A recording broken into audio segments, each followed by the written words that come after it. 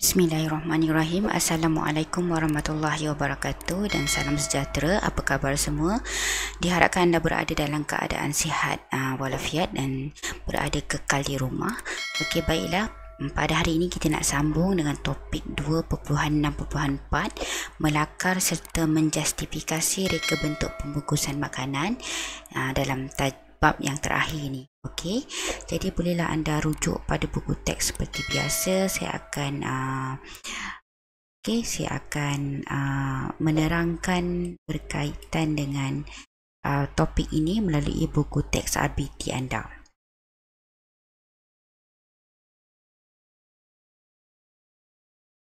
Okey, anda boleh ke muka surat 154 untuk tajuk topik 2.6.4 ni. Okey, sebelum kita pergi kepada lakaran yang sebenar, kita flashback balik atau imbas kembali maklumat yang perlu ada pada lakaran. Okey, seringkali saya ingatkan kepada anda apabila telah membuat lakaran perlu nyatakan sekurang-kurangnya 3 elemen dan juga 3 prinsip reka bentuk yang anda dapat lihat melalui lakaran yang anda hasilkan.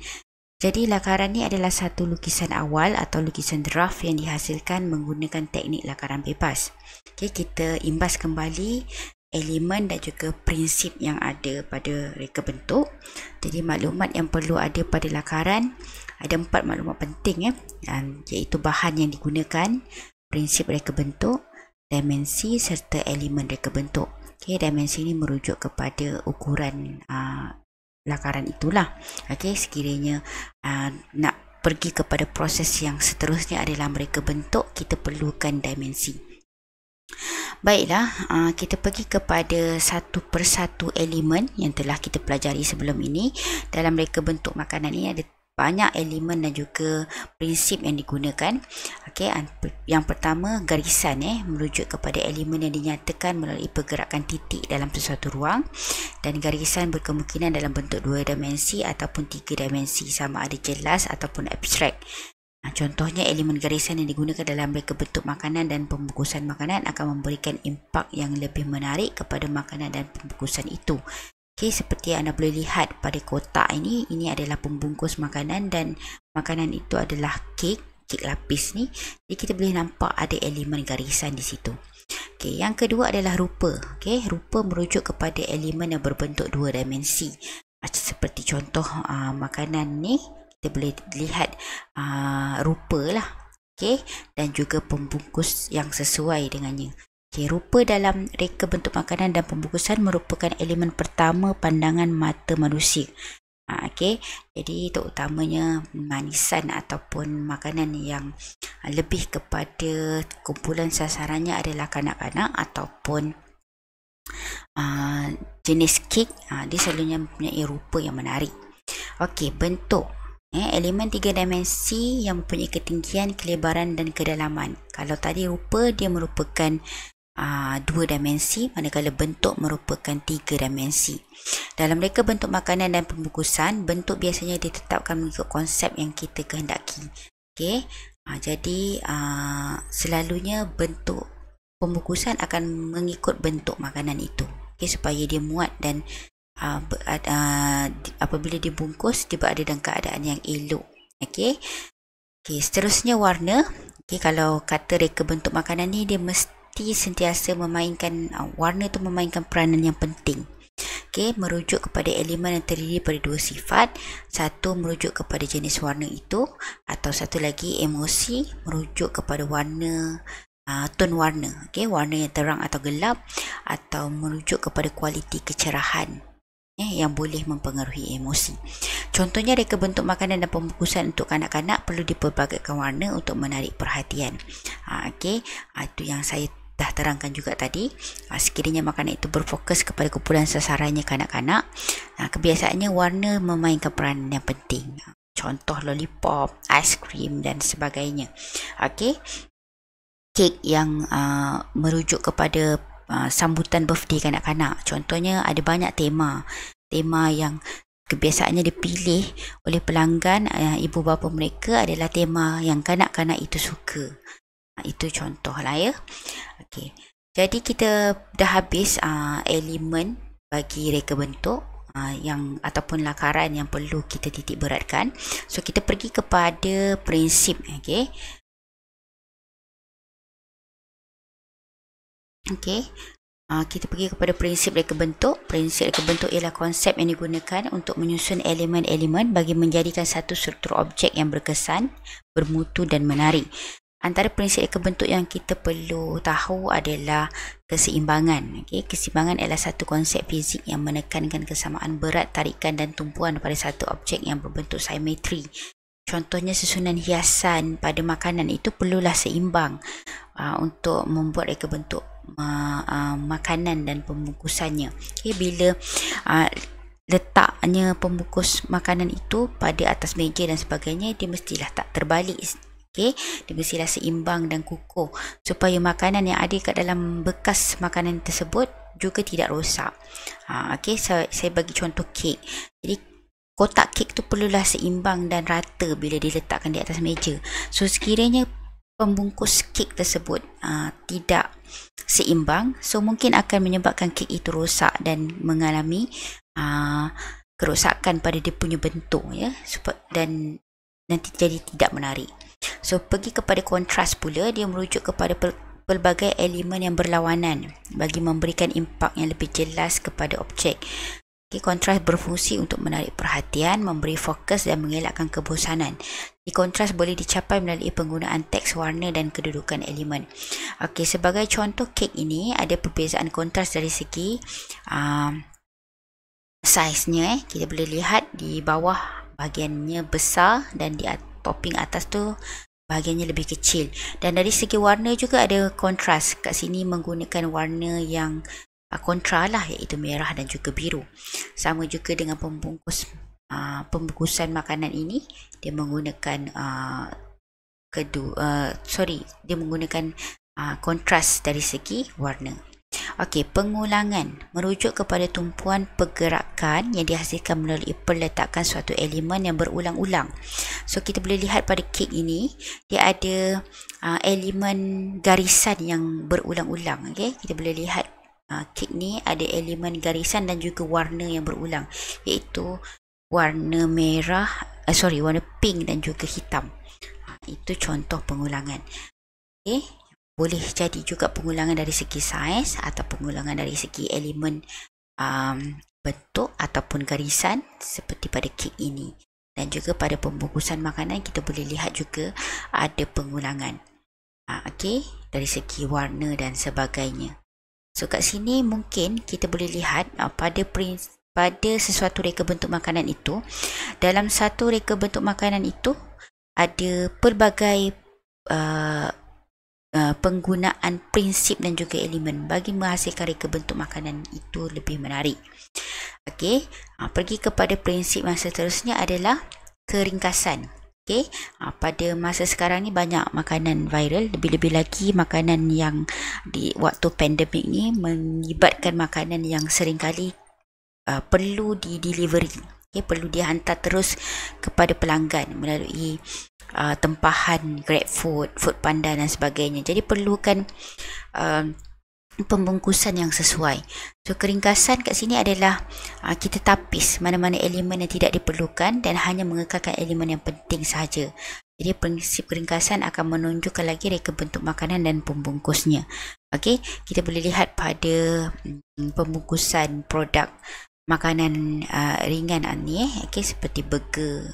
Contoh kita ambil daripada brand McDonald's, KFC dan sebagainya. Kita boleh lihat pada cara pembungkusan makanan tersebut, okay, berada dalam mengekalkan ciri-ciri yang bersera alam kerana menggunakan kertas dan pembungkus makanan jenis kertas, bukan pembungkus makanan jenis plastik. Kita boleh lihat kat situ. Okey. Okay, seterusnya pergerakan. Okay, pergerakan merujuk kepada tindakan aliran yang akan memimpin pandangan mata dan perasaan terhadap sesuatu.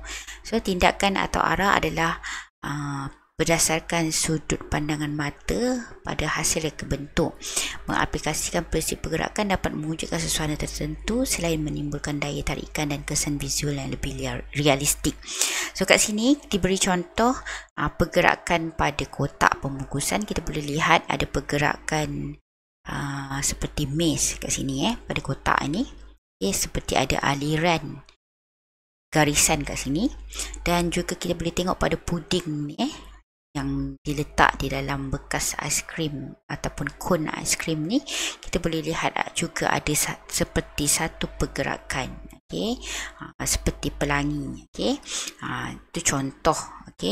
Jadi kat sini anda boleh juga relatekan atau kaitkan dengan pendidikan seni visual yang telah dipelajari dalam bab tingkatan 1, yang mana ada juga ditekankan berkaitan dengan prinsip ini.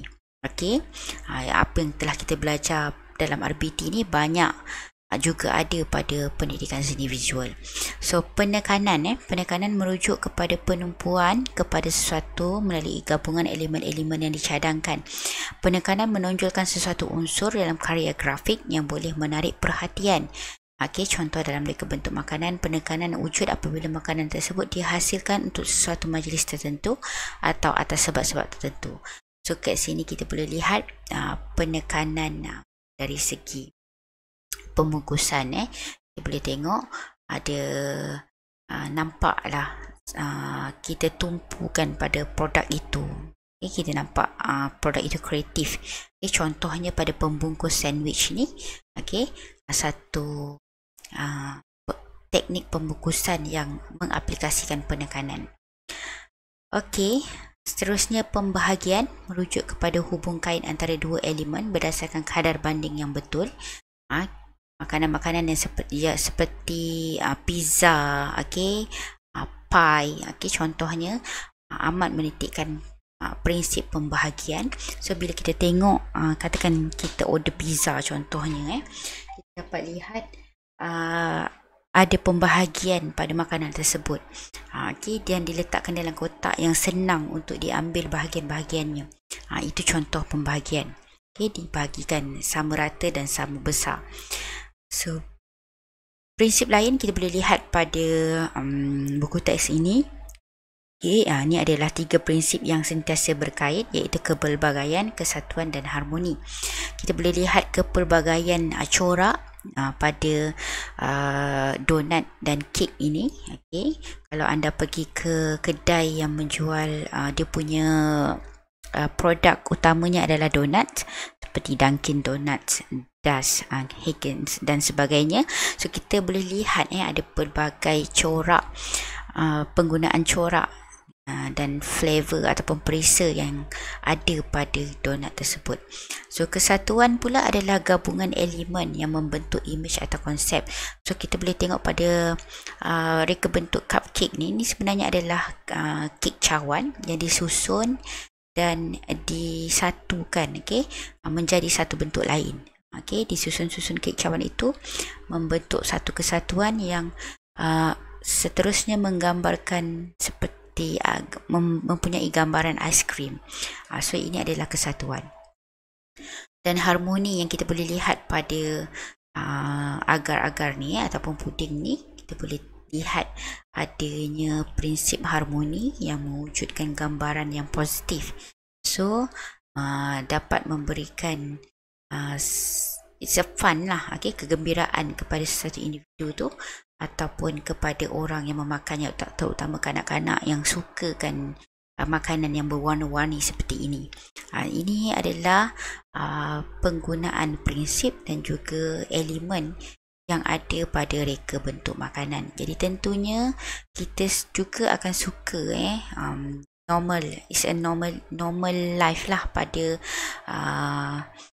suatu manusia atau seseorang manusia itu yang sukakan kepada kecantikan dan benda yang menarik. Jadi penghasilan reka bentuk pada masa makanan pada masa kini amat menitikkan penghasilan makanan yang mempunyai reka bentuk yang menarik. Sebab lebih-lebih lagi jika makanan itu dijual. Okey, kita pergi kepada fokus tajuk pada hari ini. Tadi hanya flashback sahaja apa yang telah kita pelajari dalam RPT, yang mana anda telah pun didedahkan dengan elemen dan prinsip ni sejak dari tingkatan 1 lagi, bab 1 yang pertama dalam pengenalan RPT.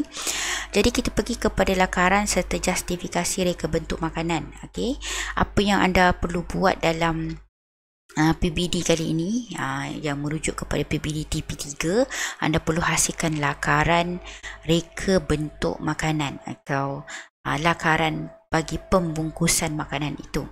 Okey, jadi sebelum membuat satu reka bentuk makanan yang menarik, sebelum ni saya pernah terangkan kepada anda, kita ada dua jenis reka bentuk. Satu pada reka bentuk makanan itu sendiri, satu lagi kepada reka bentuk tata letak makanan itu di atas bekas dan sebagainya, reka bentuk pembungkusan makanan.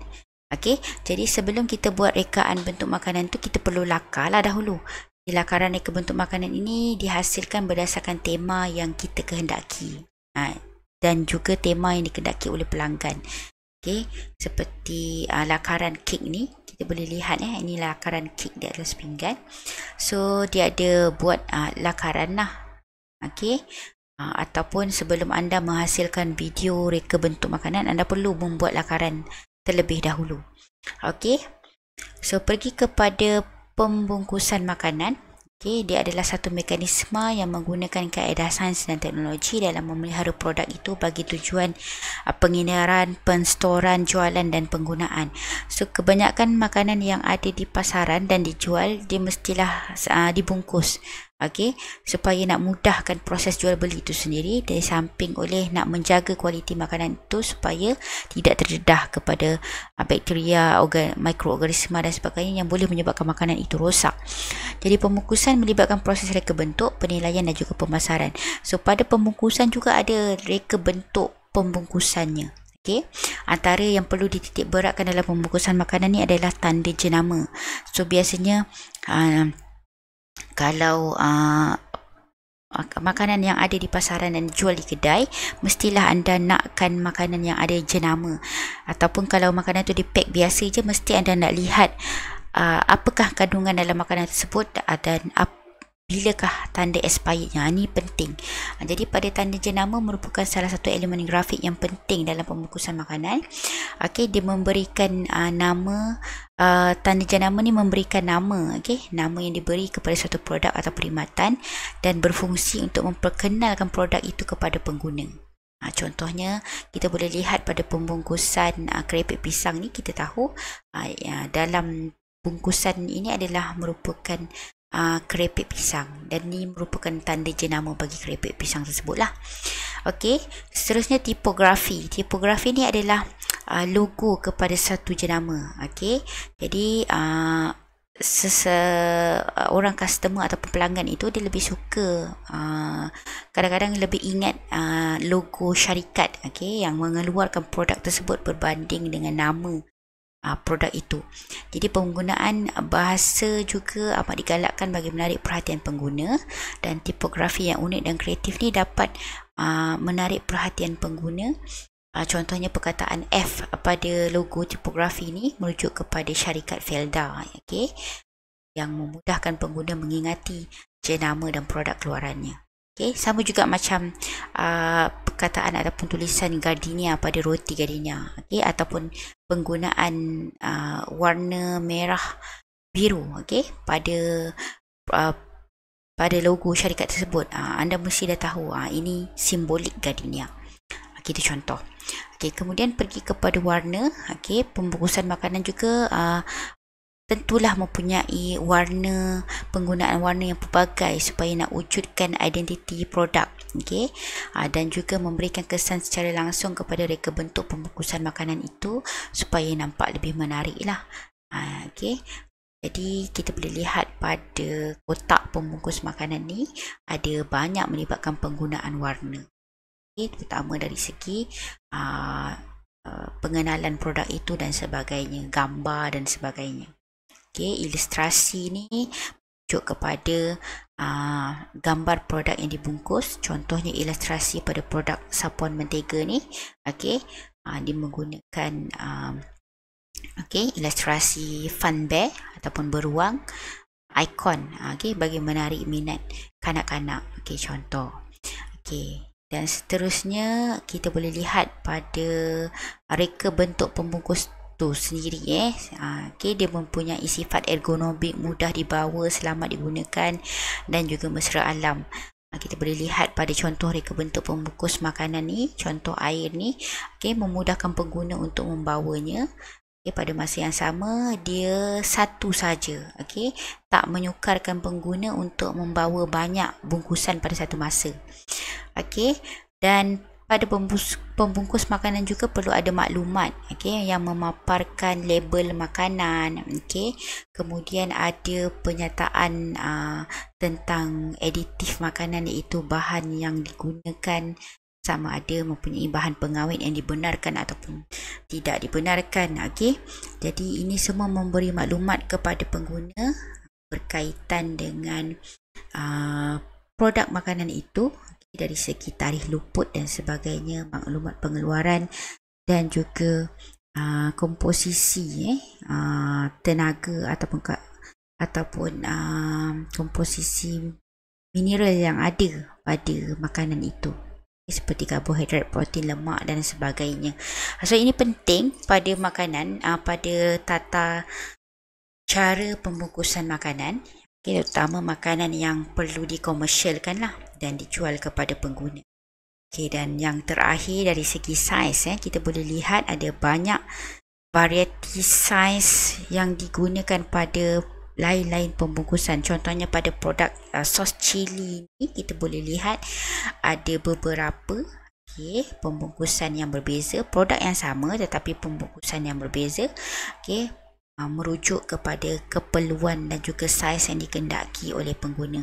So mungkin yang paling hujung dan botol yang paling besar ni lebih diperlukan oleh pengguna yang menjalankan aktiviti perniagaan. So pembelian yang banyak seperti ini, besar seperti ini, sesuai untuk dibeli pada satu-satu masa, sebab nak pakai lama, dan nak pakai tu dengan kuantiti yang banyak. So lebih sesuai pada pengguna yang menjalankan perniagaan lah. Contohnya dia menjalankan perniagaan menjual burger, contohnya dia perlukan banyak sos, jadi dia lebih prefer beli sos botol besar ini berbanding yang botol kecil ni, lebih sesuai untuk penggunaan di rumah. Jadi ini penerangan berkaitan dengan pembungkusan makanan. So saya cover dua topik hari ini. Satu berkaitan dengan elemen dan prinsip yang perlu ada pada lakaran, dan satu lagi berkaitan dengan pembungkus makanan. Dan muka surat yang terakhir di muka surat 160 ni adalah lakaran serta justifikasi pembungkusan makanan yang mana aktivitinya perlu anda lakukan dalam PDPR pada kali ini, iaitu tugasannya anda perlu membuat lakaran reka bentuk pembungkusan yang menarik. Apakah lakaran reka bentuk pembungkusan makanan yang perlu anda lakukan? Saya akan terangkan sebentar lagi. So kat sini saya hanya nak beri contoh beberapa lakaran idea yang digunakan untuk biskut coklat ni, dari lakaran idea 1 kemudian ditambah baik menjadi lakaran idea 2. So kat sini lakaran contengan saja. Lakaran seterusnya diwarnakan dengan cantik, dan idea yang ketiga ditambah baik dari segi dia ada buat dimensi, pelabelan elemen dan juga prinsip yang digunakan. Dan juga kita boleh lihat ada perbezaan antara lakaran ID 2 dengan lakaran ID 3 yang telah ditambah baik lah. Ini contoh lakaran dan justifikasinya. Kita boleh tahu justifikasi adalah pada elemen dan juga prinsip. Seperti pada latihan bento ini, tapi kita tak nak buat latihan ni hari ni. Kita nak buat lakaran lain. So kita tengok apakah lakaran yang akan dibuat pada PDPR pada kali ini. Kita lihat gambar ni. Ini adalah sebenarnya produk bagi koperasi sekolah kita, iaitu Karipap Montel Koplutas yang semakin viral sehingga kini, okay, dan sentiasa mendapat tempahan dan juga liputan. So sekarang ini karipap sardin dan juga karipap kentang ni, kita ada dua variasi karipap Montel, satu sardin dan satu intinya kentang. Jadi apa yang saya perhatikan, karipap ni sentiasa kita jadikan cendera hati kepada pelawat yang datang ke sekolah kita. Tak kiralah pegawai KPM ataupun jabatan ataupun pegawai luar yang berniat nak melawati sekolah kita ataupun melakukan satu lawatan penanda aras. So karipap ni sentiasa menjadi pilihan sekolah sebab dia dah jadi ikon kepada koperasi dan juga sekolah kita. Ini adalah produk koperasi. So saya nak anda hasilkan satu kaedah pembungkusan karipap Montel yang nampak lebih eksklusif. So sekarang ni karipap ini hanya menggunakan pembungkusan plastik sahaja, biasa, dan stikernya pun biasa sahaja. Tidak menampakkan ciri yang eksklusif. So apa kata anda buat satu lakaran, lakaran yang lakaran pembungkusan karipap Montel Koplutas ni yang nampak lebih eksklusif dan sesuai dijadikan cendera hati dan buah tangan kepada pelawat yang datang ke sekolah kita. So hasilkan lakaran idea anda itu. Okey, jadi anda buatlah seperti teknik yang kita pelajari sebentar tadi. Okey, kita buat lakaran seperti yang saya tunjukkan tadi. Ada lakaran ID1, ID2 dan juga ID3. Okay, cuba anda hasilkan mengikut teknik lakaran tersebut. Okay, kemudian anda buat satu kaedah pembungkusan karipap Montel, kaedah pembungkusan baru bagi produk karipap koperasi ni. Okey, jadi itu saja untuk kelas pada hari ini. Saya akan terangkan detail berkaitan dengan latihan tadi ataupun PBD TP3 tadi, penghasilan lakaran reka bentuk pembungkus makanan. Okey, kita nak fokus pada karipap Montel Koplutas tadi ya. Dan itu saja untuk hari ini. Kita akan berjumpa dalam kelas pada minggu depan untuk aktiviti dan juga PDPR yang seterusnya. Sekian, terima kasih. Assalamualaikum warahmatullahi wabarakatuh dan salam sejahtera.